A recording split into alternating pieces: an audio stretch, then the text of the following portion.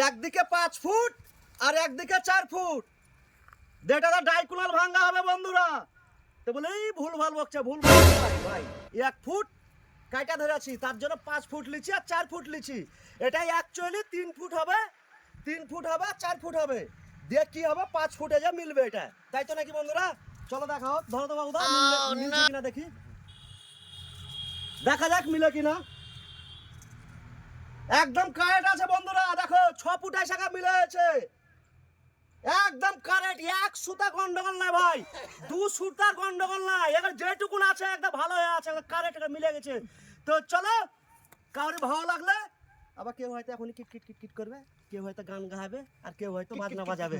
তো যাই হোক, ভালো লাগলে, এটা আরএমসি লাইনে আমরা কাজ করি ভাই, ব্যাচিং প্ল্যান্টের কাজ হচ্ছে। কাউরি জানা না থাকলে অবশ্যই কমেন্ট বক্সে জানাবে, বুঝিয়ে দিব। হয়তো আমি হয়তো সিভিল ইঞ্জিনিয়ার নয়, কিন্তু আমি একটা এমনি প্র্যাকটিক্যালি একটা ইঞ্জিনিয়ার, বুঝে গেছি ভাই, কাজ করতে করতে শিখে গেছি এইটুকুনি।